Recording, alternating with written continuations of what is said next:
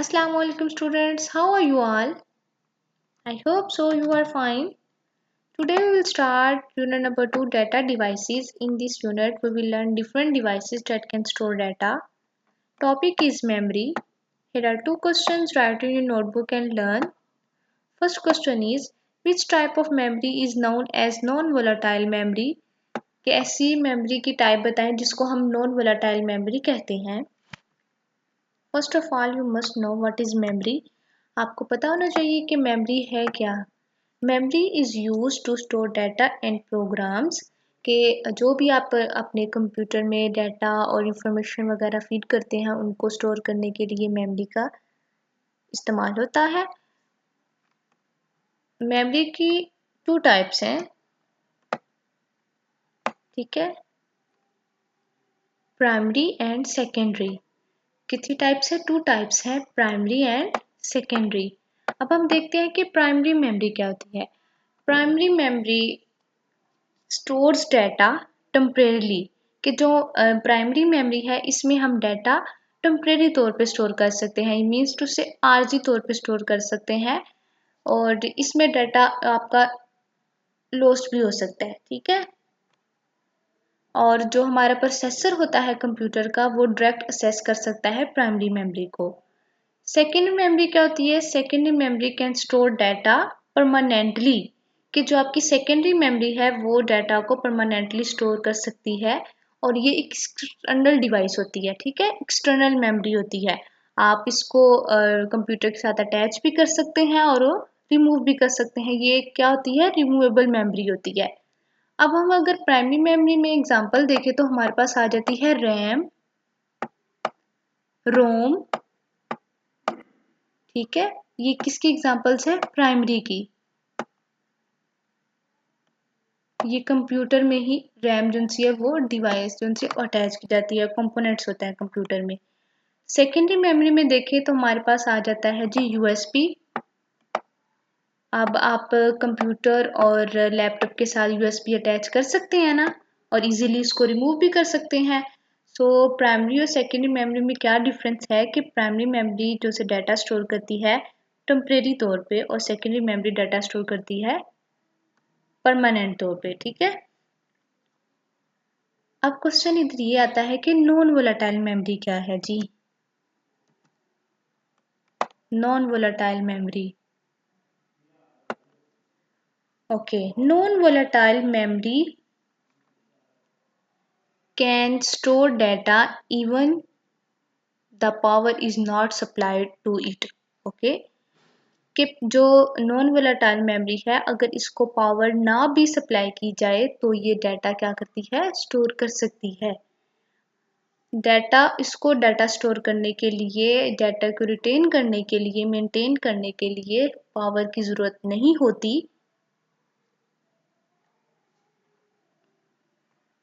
The contents of information or data are not lost even the power is removed. कि अगर power को remove भी कर दिया जाए, ना सप्लाई किया जाए, लेकिन फिर भी जो आपका डाटा है वो क्या रहता है? सेव रहता है. और जो वोलेटाइल मेमोरी होती है उसको डाटा को मेंटेन करने के लिए, रिटेन करने के लिए पावर सप्लाई की ज़रूरत होती है. वोलेटाइल मेमोरी क्या होती है? इसको पावर की ज़रूरत होती है, ठीक है. Needs power to retain data. के इसको डाटा को मेंटेन रिटेन करने के लिए पावर की ज़रूरत होती है.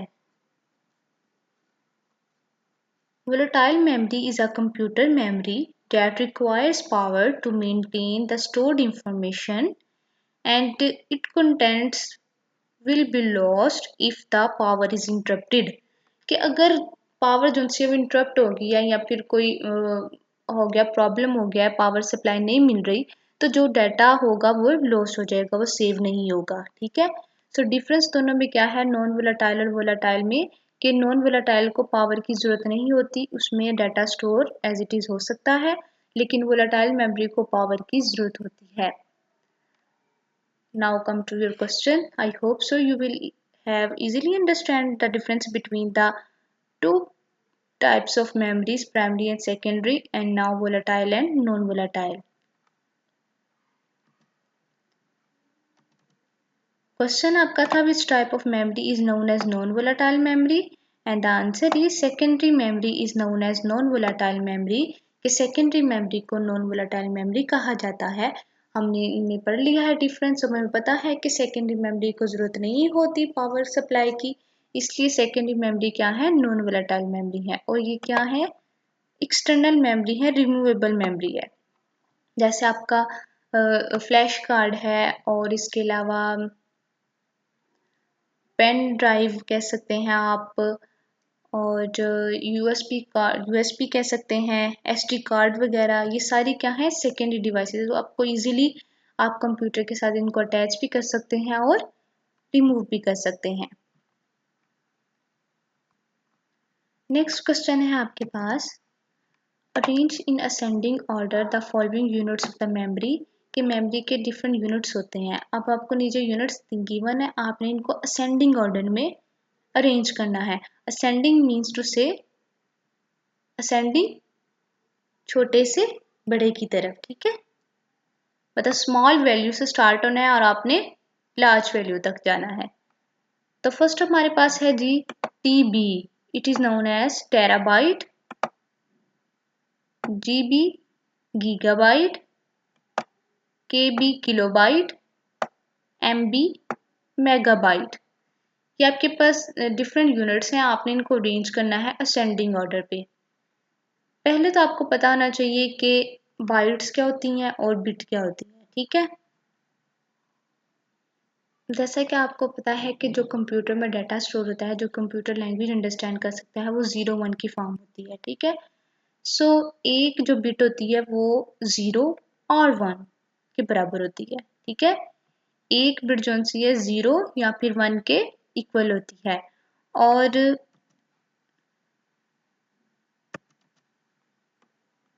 1 byte is equal to 8 bits, कि जो आपका 1 बाइट है वो किसके इक्वल होता है, 8 बिट्स के। 1 बाइट किसके इक्वल है, 8 बिट्स के, यानी अगर 8 बिट्स होंगी तो हमारे पास क्या बनेगा, 1 बाइट। जैसा कि ये देखिए 1 2 3 4 5 6 7 एंड 8, ये सारी 8 बिट्स मिलके क्या बना रही है, 1 बाइट। और ये देखिए आपको बताया गया कि 1 बिट किसके इक्वल होती है, 0 के या फिर 1 के इक्वल होती है। और 8 बिट्स मिला के क्या बनाती हैं, 1 बाइट इक्वल होता है इसके, ठीक है। अब क्वेश्चन आपसे ये पूछा गया है कि आपने अरेंज करना है यूनिट्स को असेंडिंग ऑर्डर में। पहले आप देखें कि जो 1 बाइट होता है वो इक्वल होता है 8 बिट्स के, ये आपने अभी ऊपर देखें ये सारा पढ़ा है। उसके अलावा नीचे है जी नेक्स्ट उनके पास डिफरेंट यूनिट्स हैं मेमोरी के। 1 किलो बाइट जैसे आपके पास होता है ना यूनिट 10 100, इसी तरह ये देखिए 1 किलो बाइट लिखा हुआ है। किलो होता है, किलो हम कह सकते हैं 1000 के इक्वल, 1000 के इक्वल, ठीक है, और मोर में भी। तो ये होता है 1024 बाइट्स के इक्वल। 1 किलो बाइट किसके इक्वल होता है, 1024 बाइट्स के इक्वल होता है। नेक्स्ट आपके पास आ जाता है यूनिट 1 मेगाबाइट। मेगाबाइट इक्वल होता है 1024 किलोबाइट्स के इक्वल, ठीक है। नेक्स्ट आपके पास है 1 गीगाबाइट, तो 1 गीगाबाइट 1024 मेगाबाइट के इक्वल होता है। 1 टेराबाइट किसके इक्वल होता है, 1024 गीगाबाइट्स के इक्वल होता है, ठीक है। ये डिफरेंट यूनिट्स हैं मेमोरी के। अब आप अरेंज करना है हमने असेंडिंग ऑर्डर में, तो आप इधर से देखें आपके पास दिए गए हैं आपको डिफरेंट यूनिट्स। पहला लिखा हुआ है टेराबाइट, तो टेराबाइट देखें ये तो टेराबाइट सबसे लार्ज यूनिट है। गीगाबाइट, गीगाबाइट टेराबाइट से स्मॉलर है। देन किलोबाइट और मेगाबाइट, तो सबसे पहले आपके पास कौन सा यूनिट आ रहा है, किलोबाइट, तो हम इधर लिखेंगे किलोबाइट। देन फिर आपका क्या है मेगाबाइट, इसको एमबी से प्रेजेंट किया गया है। देन गीगाबाइट जिसको जीबी से, और लास्ट में हमारे पास क्या है टेराबाइट टीबी से, ठीक है। असेंडिंग ऑर्डर में यानी कि स्मॉल वैल्यू से लार्ज वैल्यू तक, तो सबसे पहले kilo, then mega, giga and terabyte. और एक और बात आपने याद रखनी है कि जो अपर केस बी है वो इक्वल होता है बाइट के। अपर केस बी किसके इक्वल होता है? बाइट के। और जो लोअर केस बी है वो इक्वल होता है जी कंप्यूटर में बिट के। जहां आपको बी कैपिटल में लिखा नजर आएगा अपर केस में तो आपने समझ जाना है कि ये बाइट है। अगर आपको बी स्मॉल केस में या सॉरी लोअर केस में आपको लिखा नजर आए तो आपने समझ लेना है कि ये बिट है। आप इधर देखें कि इधर बी अपर केस में था तो ये बाइट है। ठीक है। I hope so. You will easily understand the difference between bits and byte and the volatile and non-volatile memory, primary and secondary memory. You are the best. You can do it. Thank you.